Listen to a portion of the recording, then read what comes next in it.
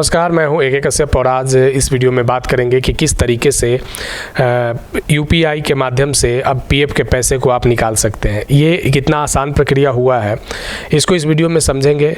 और PF का पैसा कर्मचारियों का वो पैसा होता था जो सामान्य परिस्थितियों में लोग इसे नहीं निकालता था।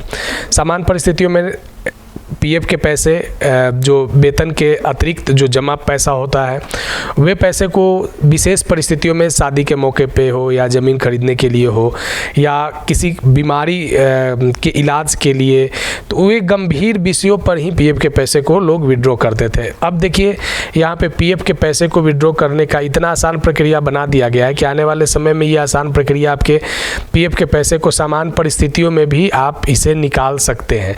ऐसे पहले भी रोक नहीं था कि आप सामान्य परिस्थितियों या विशेष परिस्थितियों आप कभी भी PF के पैसे को निकाल सकते थे, लेकिन अब आसान प्रक्रिया में इतना आसान कर दिया गया है कि जो 2 दिन 3 दिन जो समय लगते थे कम से कम, अब वो सेकेंडों में हो जाएगा। कैसे ये प्रक्रिया बदला है इस वीडियो में समझेंगे। अगर आप PF अकाउंट होल्डर हैं तो इस वीडियो को ज़रूर लास्ट तक देखिएगा। चैनल को सब्सक्राइब करके बेल आइकन को ज़रूर दबा दीजिएगा। देखिए यहाँ पे सबसे महत्वपूर्ण रूप से जिस विषय को समझना है कि किस तरीके से EPFO ने अपने अकाउंट होल्डर के PF के पैसे को निकालने के लिए एक नया बदलाव किया है। ये बदलाव इतना PF के पैसे को इतना सहज बना देगा निकालना कि देखिए कैसे निकलेगा और कैसे आने वाले समय में ये हर प्लेटफॉर्म पे मिलना तय हो जाएगा। तो सबसे पहले देखिए हुआ क्या है कि भीम UPI के माध्यम से NPCI के साथ एक समझौता हुआ है। हुआ क्या है कि ये भीम UPI के माध्यम से आप पैसे को आप एकदम बिल्कुल चंद सेकेंड में आप इसे निकाल सकते हैं भीम UPI के माध्यम से।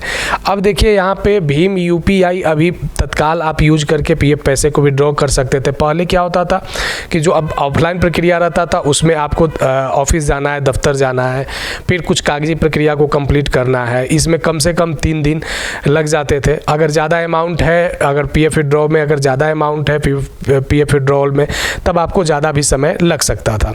तो अब ये 3 दिन या 3 दिन से अधिक वाला झंझट जो है वो ख़त्म हो गया है।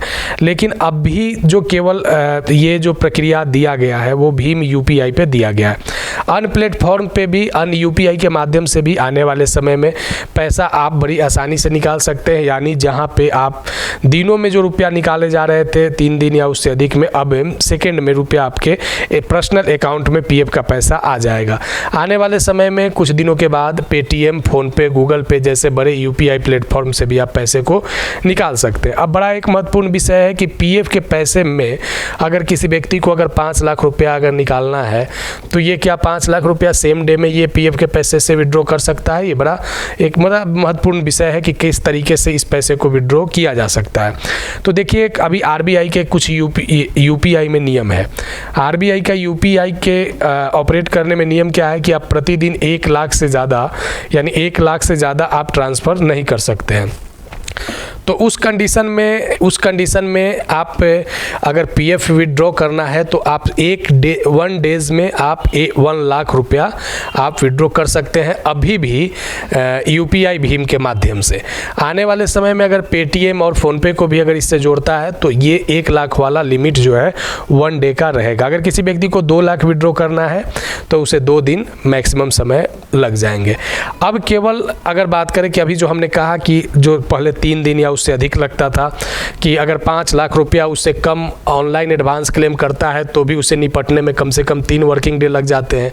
वहीं अगर रकम 5 लाख से ज़्यादा है तो वर्किंग डे और भी बढ़ जाता था। लेकिन इस फीचर के आने के बाद अब पैसा सेकेंडों में आपके बैंक अकाउंट में आ जाएगा।